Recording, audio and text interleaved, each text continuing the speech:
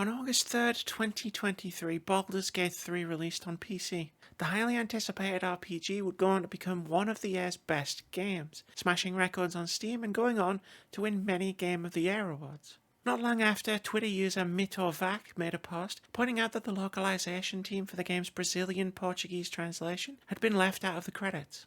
Baldur's Gate 3 is a colossal game. Translation of the game's 2.5 million words took around 3 or 4 years. To put that in context, the entirety of Sir Arthur Conan Doyle's Sherlock Holmes stories has a word count of around 660,000.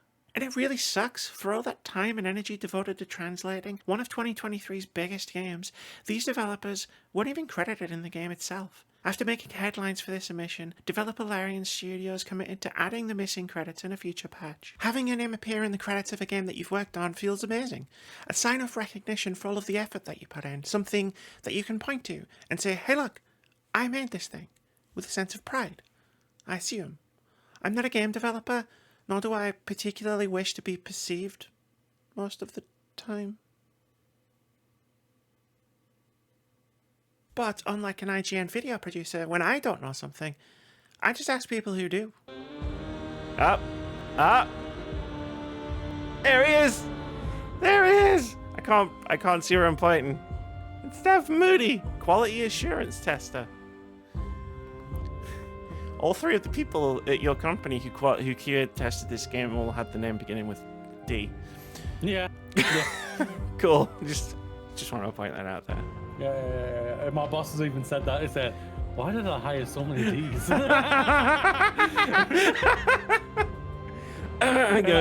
There's some Freudian shit there I ain't going near. Let me just tell you that much.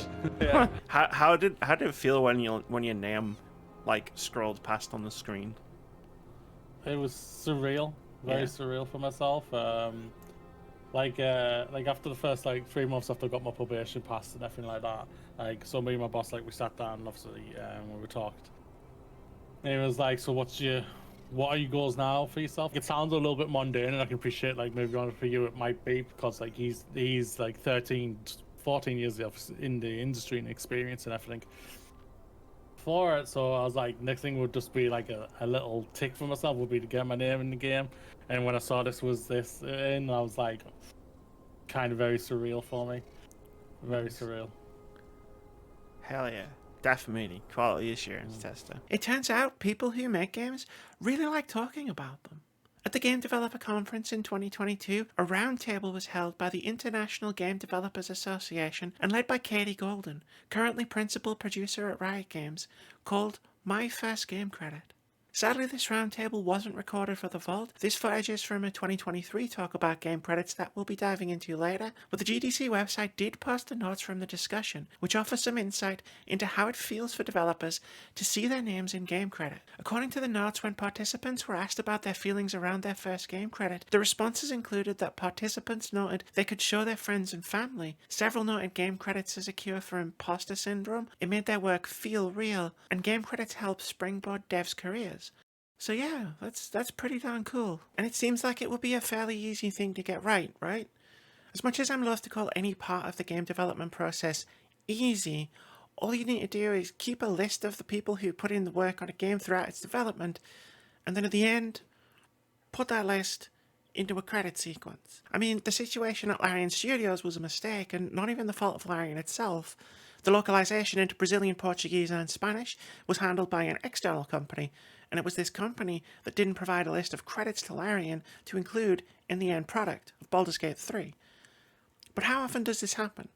And is it always a mistake when it does? Unfortunately, as you might be able to tell by the extra runtime on this video, the answers that I found to these questions were less than encouraging.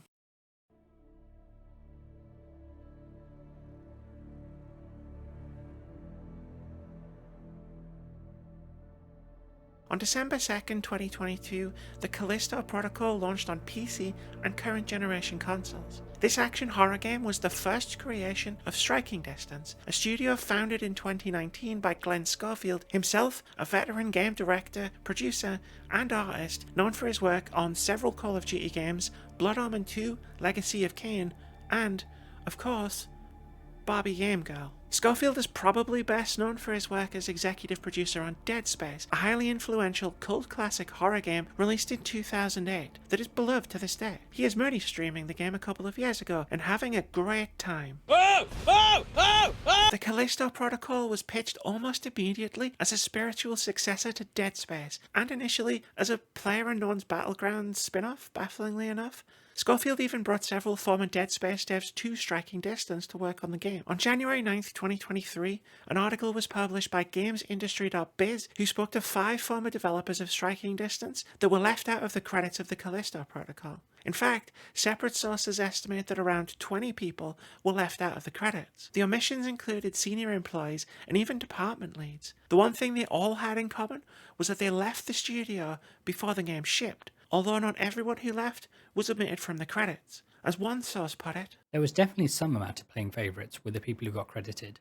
My impression is that they pretty much picked people they liked or had some sort of relationship with, and those would get credit and the others wouldn't. Okay, so think back to all of the reasons I presented earlier for why being credited for work on a game is important. Now put yourself in the shoes of the hard-working game developers who put all of that time, energy, and effort into working on the Callisto Protocol, only to be denied recognition for that work because, like, their boss didn't like them or was salty that they left the company before the game shipped or whatever. I don't know, man. It seems like if you're basing your credits on vibes instead of facts, you're probably doing something wrong. According to GamesIndustry.biz's sources, the company had no crediting policy, at least not one that was communicated to its employees at any rate. But one studio that does have a standardized crediting policy is Rockstar Games, so let's talk about them now. In 2018, Rockstar's head of publishing, Jennifer Kolber, confirmed to Kotaku in an article about Red Dead Redemption 2 that the studio's policy was to only credit employees who were working at Rockstar when a game was shipped. That has been a consistent policy, because we've always felt that we want the team to get to the finish line. And so, a very long time ago, we decided that if you didn't actually finish the game, then you wouldn't be in the credits. Now, I'm not sure Roger Clark, the lead actor in Red Dead Redemption 2, had a desk at Rockstar Games, yet he still somehow managed to find his way into the credits somehow. Which is weird. I wonder if there's some reason that an actor would be exempt from Rockstar's consistent crediting policy. I'm assuming they didn't keep him locked in a VO booth or a mocap studio, unable to leave until the game shipped. Right? But otherwise, yes, this does seem to be a very consistent policy adopted across Rockstar. How consistent? Well, let's talk about Juri Horneman. He was a producer at Rockstar Vienna, a studio that was assisting Rockstar London with the development of Manhunt 2 between January 2004 and May 2006. Manhunt 2 was released in North America on October 31st, 2007, and in Europe in 2008 because video game release dates are a bit fucked up sometimes. Horneman and over 55 other developers who had worked at Rockstar Vienna were all missing from the credits of Manhunt 2 when it shipped. Now, taking this into account alongside Kolber's statement to Kotaku in 2018, the reason for this can be attributed to Rockstar's consistent policy, or, if you didn't finish the game, then you wouldn't be in the credits. Neither Horneman or any of the other 55 developers were working at Rockstar Vienna, or presumably any other Rockstar studio, at the time the game shipped, because Rockstar Vienna was closed down on May 11th, 2006. So it seems like Rockstar's crediting policy is so consistent that even if your studio is closed, due to the challenging environment facing the video game business and our company during this platform transition, well, tough shit. You didn't stick it out with the company until the game was finished, so you don't get credit for the work you put in. Even if you turn up for work one day and are turned away by security guards. Consistency. I feel like this is an especially important point to make after a frankly ruinous year for video game developers. Like, yeah, sure, the games were really great and there are a lot of bangers or whatever, but right from the beginning of 2023, game studios and publishers were constantly inflicting mass layoffs on their workers, to the point that the last few months of the year were an almost daily deluge of news stories about the latest round of firings by companies that would then go on to boast to their shareholders about the unfathomable amounts of money that they were making.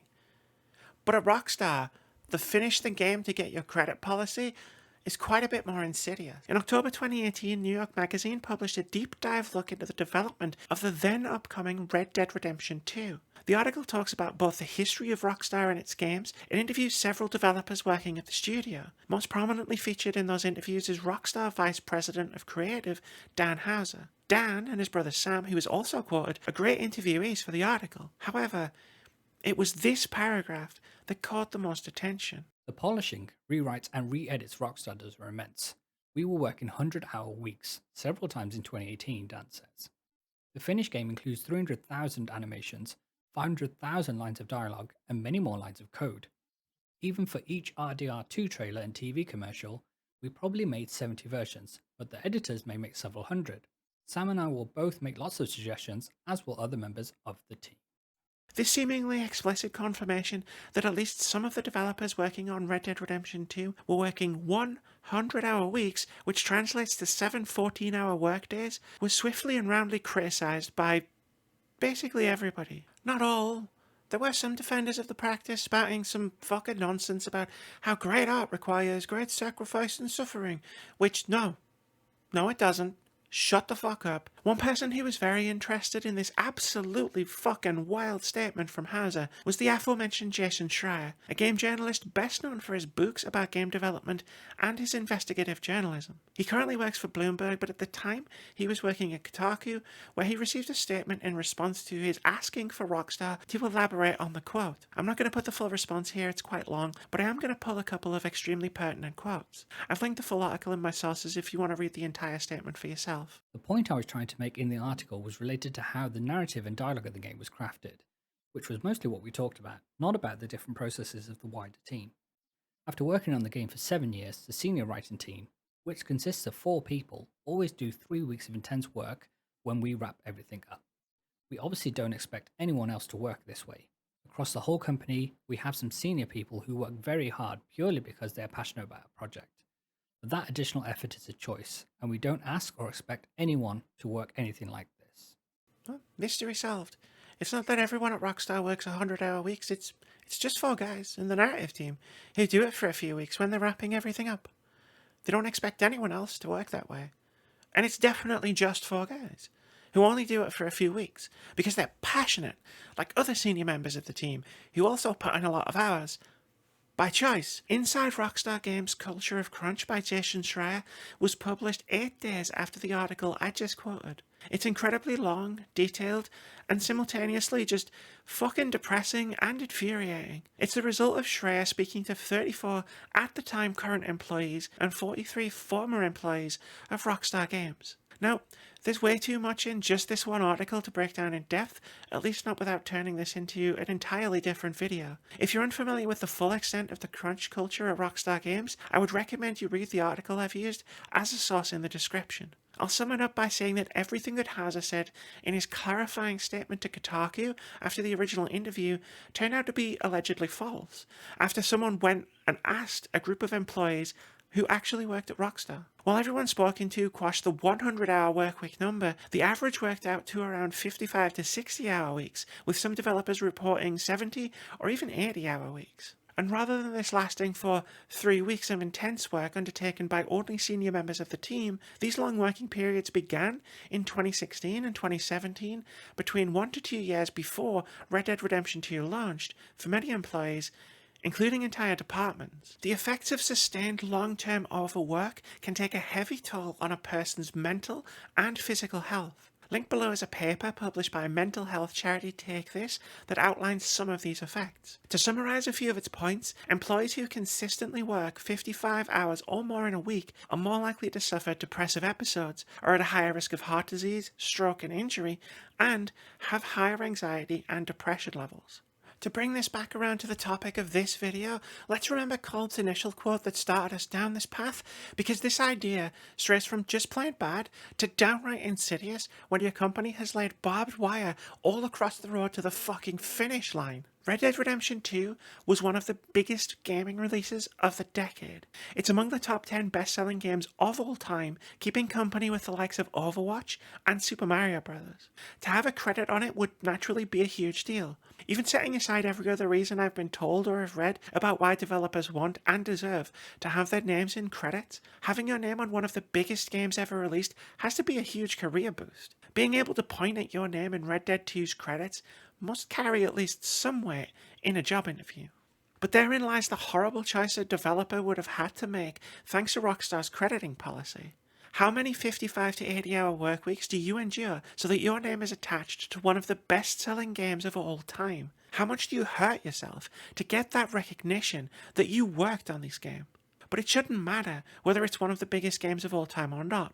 If a developer puts in the work, they should get the credit, regardless of their geographical location when the game is actually done. And at no point should there be a question of whether to continue to endure physical or psychological harm just to have your work on something counted. Speaking of which, in September 2022, Striking Distance CEO Glenn Schofield tweeted, and then quickly deleted, the following. I only talk about the game during an event. We were working 6-7 days a week. Nobody's forcing us. Exhaustion, tired, COVID, but we're still working. Bug glitches, perfects, one last pass-through audio, 12 to 15 hour days. This is gaming. Hard work. Lunch, dinner, working. You do it because you love it.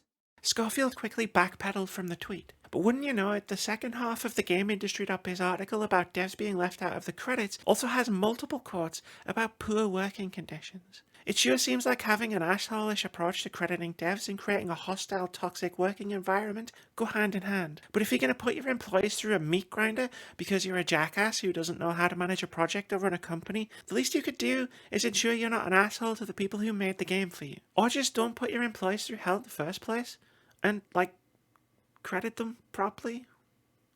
I don't know, it doesn't seem like rocket science. This was just a small selection of game credits that have gone horribly wrong in the recent past.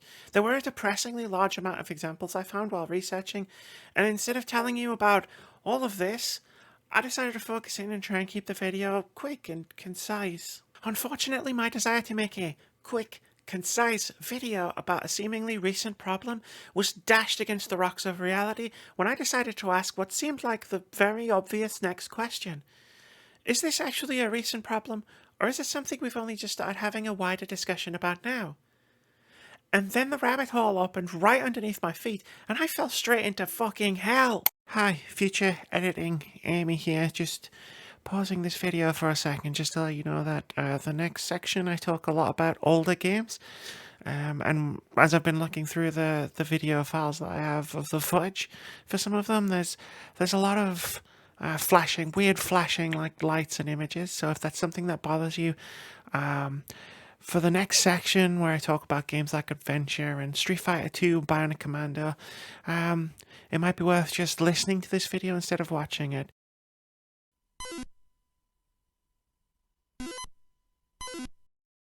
Adventure, a game released on the Atari Video Computer System, later renamed the Atari 2600 in 1980, is incredibly notable for one reason, an historic Easter egg of sorts. Adventure is an adventure game, funnily enough, where players controlled a square that represented the player character and navigated rooms filled with traps, enemies, and mazes. In one maze inside the Black Castle, you could find the Dot. If you carry the dot to a specific part of a specific room, it will let you pass through a sidewall. Once inside, the text, created by Warren Robinett, flashed across the middle of the screen. So why is that historically significant? Well, up until the release of Adventure in 1980, video games didn't have credits.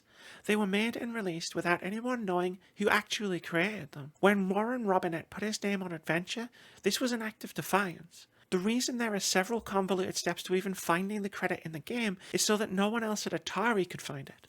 Because if they did, it would have been removed.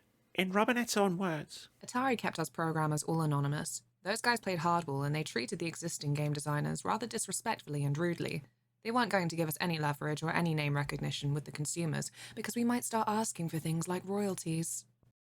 Atari was so terrified that if they publicly acknowledged the work of Robinett and his peers with actual credits in games, that they would have to then not treat them like shit, or pay them fairly, or have other companies offer to treat them or pay them better, and they'd leave. Studios were concerned that if they gave creators credit on games that they created, that they risked being sued for royalties or ownership of the games themselves. This, incidentally, is why it's now routine for new employees at a studio to sign a waiver as part of their contracts, stipulating that anything created while at the company belongs to the company. In one single, brilliant act of protest, Robinett created the very first video game credit. He and most of the other programmers at Atari left the company fairly soon afterwards. As Robinette puts it, They told us anybody could do this. That was a big mistake. That's why Atari came down. It may not be the only reason, but it's a pretty big one, because all the game designers quit.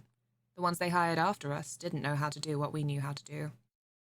if only we still lived in a world where treating your employees like shit or like replaceable cogs in a machine could threaten to bring down your entire company. Maybe we wouldn't have situations like the ones at Rockstar or Striking Distance. The departure of Atari's most talented designer certainly played a part in its downfall, a downfall that almost caused the entire games industry to come crashing down with it. There's a reason the famous video game crash of 1983 is known in Japan as the Atari shock.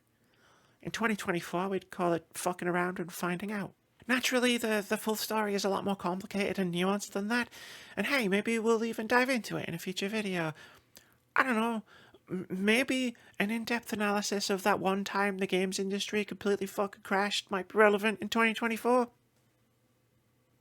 But for now, let's just stay on topic. The words created by Warren Robinette turned out to be the first spark in a revolution. While this was happening, many of Robinette's fellow programmers formed the first third-party development studio, Activision. Games released by Activision put the names of their designers everywhere, on the box, in the manual, sometimes even on the cartridge. Electronic Arts was formed around the same time and did similar, even going so far as to create advertising campaigns around the people who made their games. And no, the irony of both Activision and EA being formed in response to game developers being treated like shit at the big game studios of the day is not lost on me. Throughout the 80s and 90s, game designers were almost as recognised as the games they made. Sid Meier became such a household name that Microprose started putting it on the title of games designed by him, a practice that still exists today. From the ashes of Atari's self-destruction rose the idea that games should loudly and proudly credit their creators, at least in the Western development scene. Elsewhere, things took a little more time to catch up, such as in the Japanese game industry, where, sadly, hostile attitudes towards crediting lasted far longer. Speaking to a number of Japanese developers for his trilogy of books, The Untold History of Japanese Game Developers, John Sapaniak unearthed a wide variety of reasons or excuses for why this was the case, many of which are strikingly similar to the excuses made by Atari that I mentioned earlier. Studios feared their talented employees would be headhunted, or that they would sue to claim ownership of their creations, or that the companies themselves should receive credit for the games that were made and not the employees. Shortly after I left Tecmo, several developers from different companies got together and went for a drink. We talked a lot about how our respective companies were treating us so poorly. If management ever found out that we got together, we'd be yelled at. Management were very afraid that developers would have some kind of connection. Kensuke Takahashi, who worked at Zanesoft for 4 years, even told Sapaniak that the company would regularly take games away from programmers before they were even finished. Japanese studios in the 70s and 80s valued control above all else. And money. Though that probably goes without saying. The more control they could exert, the more that they could exploit and profit from the labour of their employees. This wasn't true of all Japanese game companies. The lack of crediting part, the money part, it's true for every company. One such company was Nintendo, who made sure to properly credit the people who created their games rather than treating them like replaceable cogs in a machine. This is why, if you were a video game fan in the 80s and 90s, you'd have probably heard of Shigeru Miyamoto, but are less likely to have heard of Naoto Oshima or Hitoshi Akamatsu. The former was the artist credited with designing Sonic the Hedgehog, and the latter directed the original Castlevania. This was probably a contributing factor towards why Nintendo was able to attract and retain talented individuals, such as Miyamoto, as well as the likes of Gunpei Yokoi, Miyamoto's mentor and the creator of the D-pad, or legendary composer Koji Kondo, who you can thank if you've ever had the Super Mario Bros. Theme stuck in your head. Like it probably is now that I've mentioned it. You're welcome. Now I know what some of you little shits out there might be thinking or even typing into my comments section, but Amy, I played a ton of Japanese games from the 80s and most of them had credit scenes.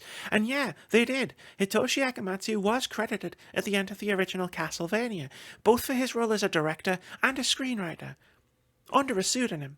2 actually, one for each of his roles, Trans Fishers and Bram Stoker. But the use of pseudonyms, which was common practice throughout the Japanese industry in the 80s and 90s, fucking sucks. They don't really have a clever turn of phrase here. It's shit. Yeah, okay, sure, it's marginally better than not being credited at all.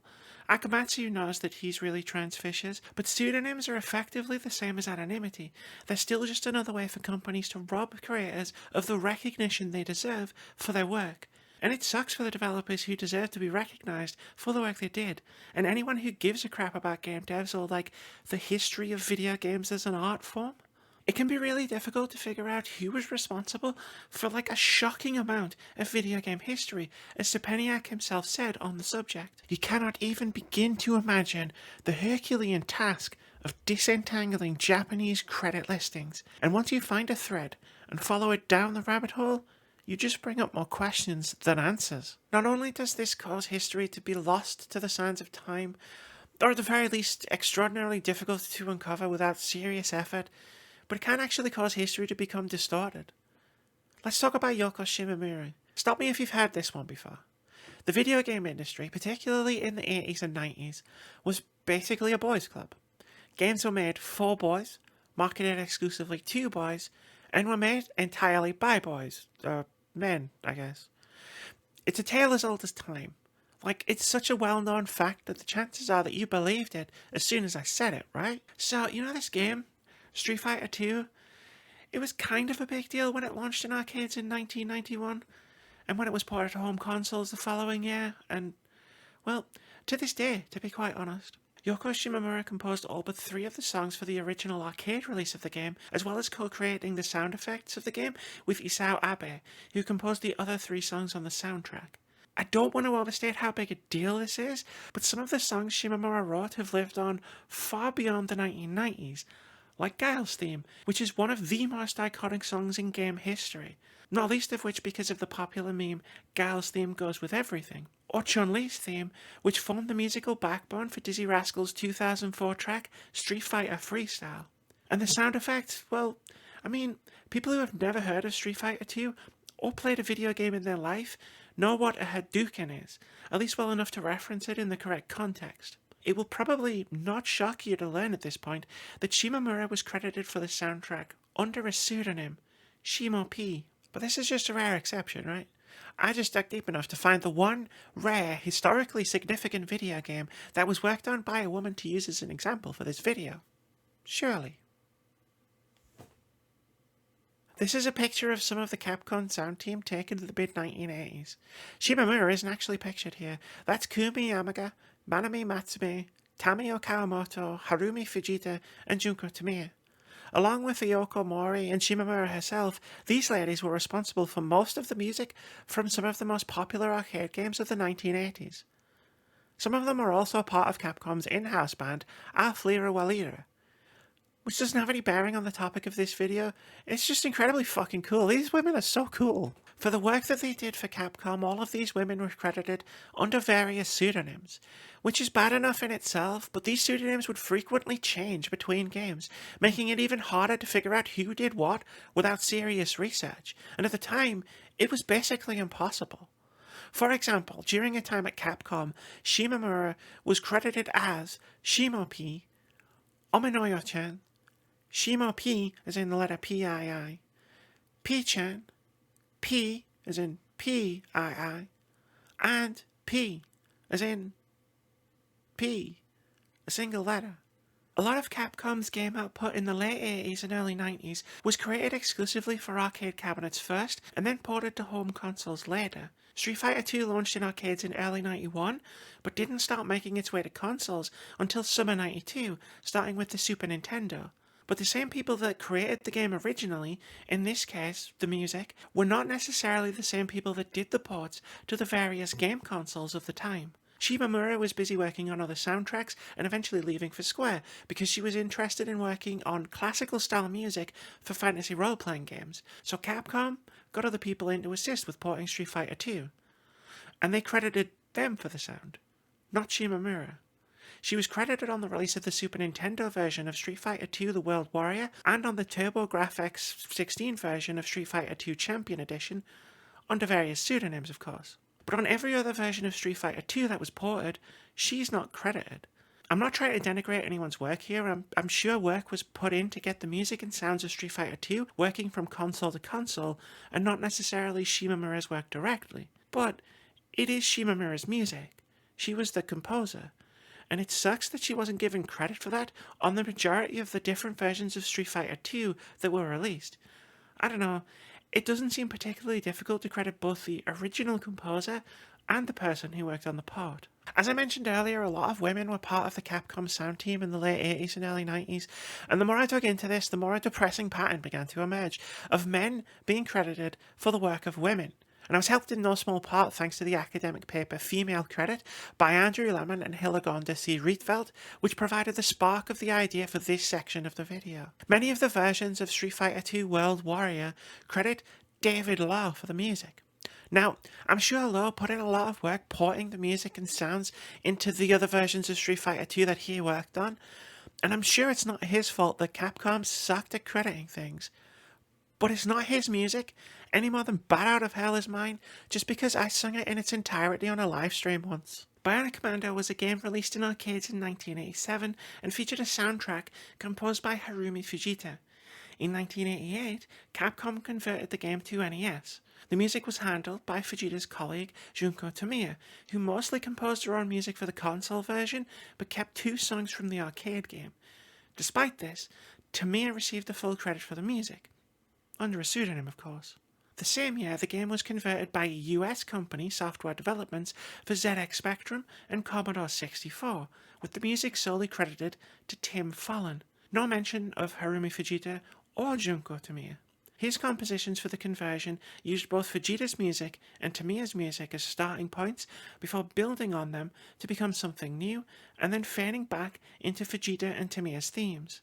In 2009, Bionic Commando received a remake, Bionic Commando Rearmed. The composer of the remake, Simon Viklund, is quite candid about the fact that the music in Rearmed is essentially remade from Fujita and Tamiya's original tracks. I just don't want to take too much credit for it. I mean, these songs are remakes. They have the same melodies and harmonies. I didn't write those. Those are from back in the original game. And a lot of the reasons that people like them is the nostalgia factor. They recognize the melodies and appreciate how they've been treated. Harumi Fujita is not credited as the original composer of Bionic Commando. In fairness, only 2 of the tracks Fujita composed for the arcade release made it into the NES conversion, but 2 isn't 0. Junko Tamiya is in the credits under original Bionic Commando NES team, under her pseudonym. Okay, so stay with me here. Bionic Commando Rearmed, a remake of the original Bionic Commando, credits Simon Viklund as the game's sole composer. The same credits that hide Junko Tamiya in a glorified special thanks section under her pseudonym without actually crediting her for the work that she actually did. With Harumi Fujita going totally uncredited, despite 2 of her songs appearing on the NES version of the original game, including the main theme. And the reason I'm assuming Rearmed got it wrong in 2008 was because it was Tamiya who received sole credit in 1988, and Fujita was totally uncredited, even in the arcade version, and because they didn't want to credit Tamiya with her actual role or name, or any of the OG NES team for some reason. You know, I can really relate to what Sapaniak said when he was talking about disentangling Japanese game credits. Trying to keep this daisy chain of information straight in my head makes me want to throw myself into the ocean. It's a Russian nesting doll of bullshit. The only reason I found out that Harumi Fujita composed the original Bionic Commando soundtrack, because naturally Fujita was completely uncredited in the arcade release, despite 2 of her songs being used in the console conversion, was because the research paper I mentioned earlier talked about it, and linked to a 2015 interview where she talks about composing the music. For Bionic Commando, I created almost all the songs and sound effects for the arcade version of the game. The exceptions were the ones made by Tamayo Kawamoto, who was a colleague of mine at the time.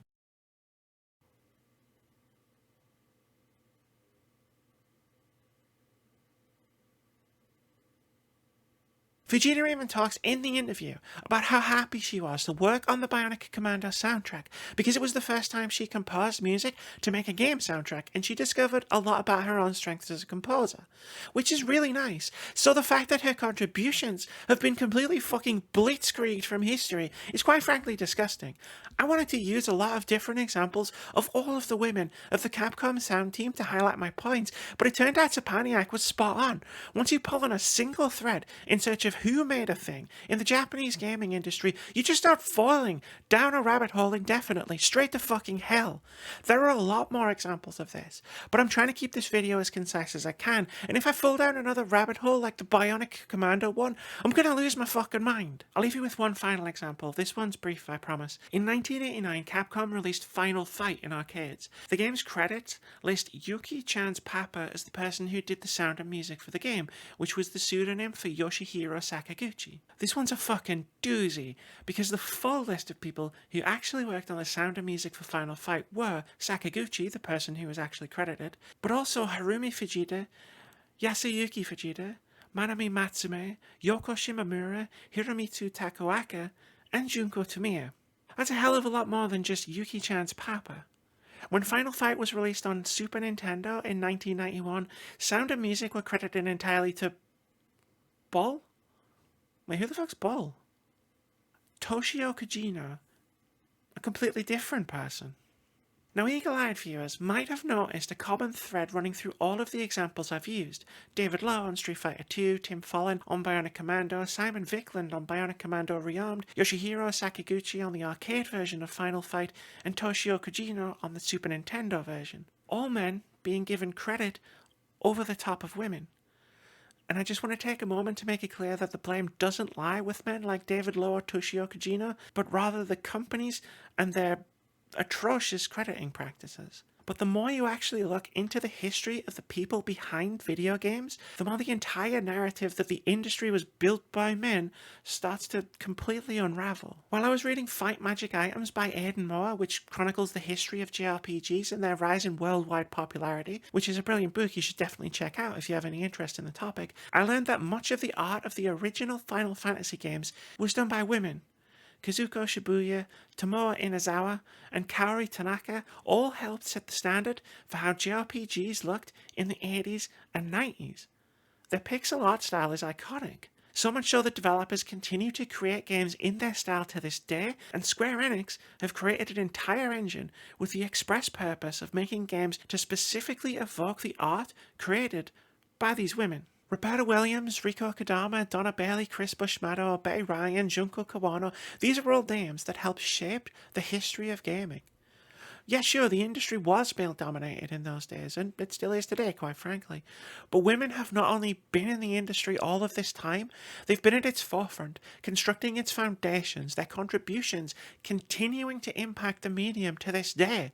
And yet these contributions are frequently glossed over, forgotten, or erased entirely. So once I'd recovered from my breakdown after spending days trying to untangle the music and sound credits on Bionic Commando, and discovered a whole extra person had gone uncredited on the game's sound design for over 25 years, I decided I needed to do something about it. So I created a Moby Games account specifically to submit the credit I found, and a few months later it was approved. Tomeo Kawamoto is now credited alongside Harumi Fujita as a sound composer for the arcade release of Bionic Commando on the website. I hadn't started my research for this video intending to unearth an undiscovered credit in a game. This only happened because I randomly chose Bionic Commando as the example I wanted to follow Street Fighter II with. But after I received the email telling me that the credit had been approved, I thought back on the amount of work it had taken to accidentally make the discovery, and how much work actual researchers must be putting in to make these types of discoveries on purpose.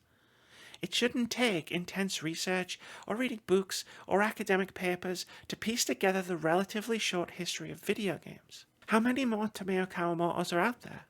How many more contributions to gaming history have simply been forgotten? These are troubling questions that I don't have any good answers for, because the answer to both is probably a lot. After sifting through the mess that is the history of how games companies credit their staff, and this was an abridged history, believe it or not, I have cut a lot of examples out of this video to keep it as concise as I can, we're left with one obvious question. What are the rules for crediting in the games industry? There aren't any. Thank you for watching. No, seriously, I kind of already made this point when I talked about the difference between Striking Distance and Rockstar, or rather the contrast of one developer having a crediting policy and the other not. There is no standardized system of crediting in place that game companies adhere to, just what they decide for themselves. It's this lack of standardization that creates the utter fucking carnage that we've been discussing for this entire video. The IGDA do have a set of game crediting guidelines, a 19-page document which was first created in 2007 and last updated in March 2023. The guidelines and recommendations contained within were crafted by a special interest group within the IGDA with an aim to promote inclusivity and best practices for how credits are attributed, affecting career and rewards prospects. These guidelines are fantastic and would go a long way to solving a lot of the issues surrounding crediting in games if they were officially adopted, standardized, and enforced across the industry. In fact, they completely address almost everything I've brought up in this video. The very first guideline in the inclusion section reads, "Any person, be they contractor, freelancer, external agency employee, vendor, part-time employee, or full-time employee with billable contributions toward creation or publication of a game in any discipline must be credited." And the second guideline states that if any person, be they contractor, freelancer, external agency employee, vendor, part-time employee, or full-time employee with billable contributions towards creation or publication of a game in any discipline leaves the company or project prior to the project's release date or full live launch, their credit is retained. There are also sections that deal with crediting people under nicknames or pseudonyms, fucking don't, or using credits to reward toxic working practices such as crunch. Also no. It's amazing how simple it can sound when someone writes this stuff down. This kind of standardization works in other industries. Shit, it works in this industry. There's a reason that no matter how terrible the crediting policy, or lack thereof, at a studio, actors in North America still get credited properly. Rockstar did not, in fact, keep Roger Clark locked in a VR booth until Red Dead Redemption 2 was completed. There are very clear and enforced guidelines for how to credit acting talent, thanks to the SAG-AFTRA union contracts and guidelines. I wonder if there's a way something similar could be applied to the video game industry as a whole. I'm sure I'll think of something. So that's all we're going to talk about for policy today. Let's talk some strategy. Form a credit strike team. So a strike team is a small group of people dedicated to a cause. Familiarize yourself with the guidelines, so the ones that we've written by IGDA, and have conversations with people, find your people in the studio that are like-minded with you. That was Katie Golden speaking at the GDC 2023 session, Improving Game Credits at Your Studio.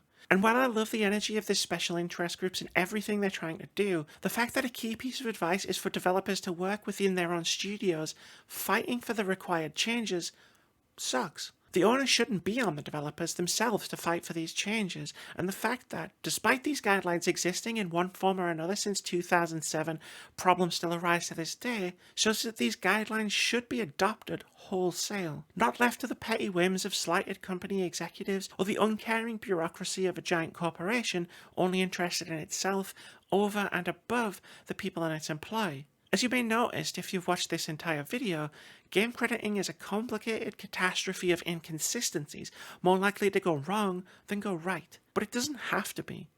It can be simple. It can be so simple that you can summarize it in one sentence. Some high-level takeaways. Bias towards inclusion. When in doubt, give credit. The issue of how games can be improperly credited extends beyond just the games themselves. It turns out we, the people who play games and or write about them, can be pretty bad at giving credit where it's due. Like this. There is a tendency among the press to attribute the creation of a game to a single person. Says Warren Spector, creator of Thief and Deus Ex. Ironically, this actual crime of a sentence comes in an article whose author is unknown. The only available credit is to IGN staff. One other weird thing I noticed about this article was that someone at IGN actually went back and updated something about it 11 years after it was initially published. And the fact that it wasn't this sentence made me want to suplex my laptop through my desk. Do you remember like 6 hours ago when I mentioned that even if you were a gamer in the 1980s, you'd probably never heard of Hitoshi Akamatsu, despite the fact that he directed the original Castlevania? It's a game series so beloved that it's endured for almost 40 years, spawned a hit Netflix animated series, and has inspired an ungodly amount of video games in its wake, and somehow still has fans clamouring for its return despite the utter collapse of Konami as a serious game publisher. Well, I didn't pick him out as a random example. Aside from his being credited under a pseudonym, there's another pretty compelling reason why you might never have heard of Akamatsu, and that's because he's frequently forgotten in Castlevania history. It took an extensive investigation by John Szczepaniak while researching for his book trilogy to attempt to track down just who the original creator of Castlevania was. In this post, he mentions that the Wikipedia page at the time of writing credited Akihiko Nagata with the creation of Castlevania, which I must have read at some point in the past because until I started doing research for this video, that's who I thought created it. As the old Klingon proverb goes, today is a good day to learn something new. Kapla. However, despite this research and eventual crediting, it's actually quite common for another man, Koji Igarashi, to be credited with the creation of Castlevania. How common? Well,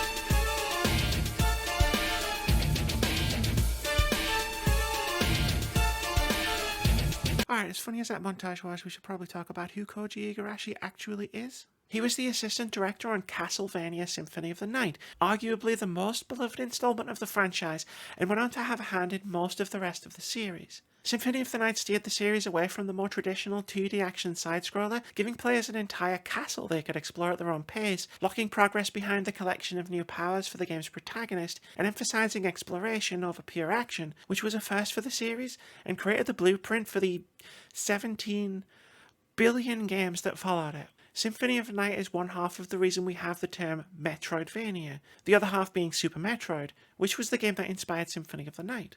And so, because of his importance in video game history, Igarashi can often get the credit for creating the entire series. But if we want to take this one layer deeper, did Koji Igarashi create Castlevania Symphony of the Night?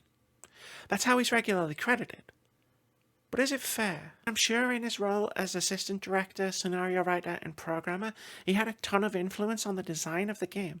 I'm not here trying to deny that. But 65 other people also worked on Symphony of the Night. Didn't they also create the game? Most games are collaborative efforts, with sometimes hundreds or even thousands of people working on them. And yet, all too often, their creation is credited to a single person. Like Warren Spector said, there's a tendency among the press to attribute the creation of a game to a single person. And I would say that extends well beyond the press. Like, remember 40 hours ago when we were talking about Glenn Schofield, CEO of Striking Distance, the studio behind the Callisto Protocol? Thanks to his role as executive producer of Dead Space, he's often referred to as the creator of Dead Space. Spectre, Igarashi, Akamatsu, Schofield, and others, like Hideo Kojima, Cliff Bleszinski, Shinji Mikami, Hideki Kamiya, Neil Druckmann, and so many others are frequently credited in this role, and they are undoubtedly talented individuals and creative leaders of some truly incredible pieces of video game history. And Gears of War. I think it's fair to say, based on critical reception and my own opinion of both games, that the Callisto Protocol fails to recapture the magic of Dead Space. This is despite the Callisto Protocol being a spiritual successor to the Dead Space series, helmed by Dead Space creator Glenn Schofield. The team that comes together to create a game is also a moment in time. Maybe it wasn't Glenn Schofield or any of the other Dead Space devs that he brought to Striking Distance that specifically made Dead Space such a special game. Maybe it was the entire team of Visceral Games coming together at that time to create the best horror game they could, which was the reason that Dead Space went on to become a classic. And that moment, it's gone, and it's never coming back. That's not to say that others couldn't pick up where they left off, that it would take that specific combination of people to make another good Dead Space or a spiritual successor. Last year's Dead Space remake was excellent, and made by a completely different team of people. So perhaps Glenn Schofield wasn't the creator of Dead Space, but rather simply its executive producer. One part of a team that came together, the right people, in the right place, at the right time, to create one of the most well-received survival horror games of the 21st century.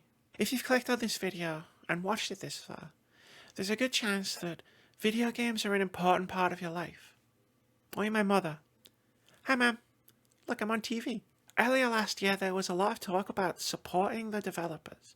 Although this mostly seemed to consist of people advocating for supporting shareholders and investors make a lot of money, as if the sole means of supporting developers is to buy a game that they don't get royalties from. But it was supporting the developers that caused Larian Studios to update Baldur's Gate 3 and add the credits that were missing. People, just like you and me, heard of an injustice and made enough noise for something to be done about it. Baldur's Gate 3 was nominated for Game of the Year at the Game Awards in 2023 alongside 5 other games.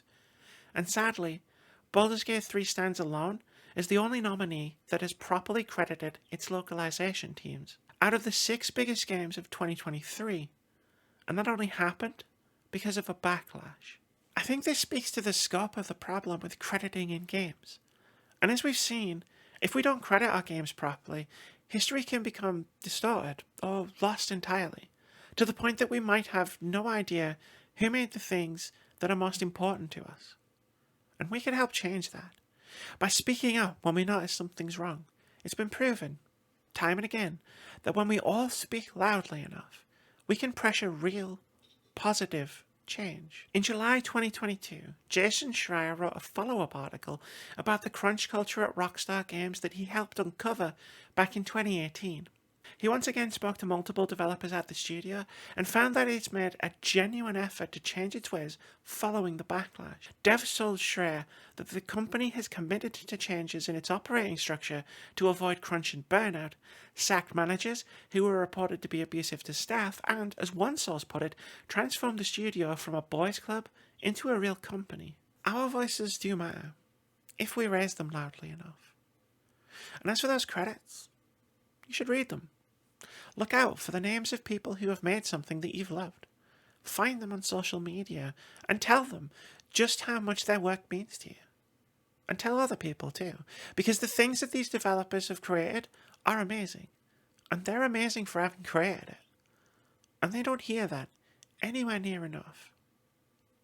Thank you for watching. Round 1.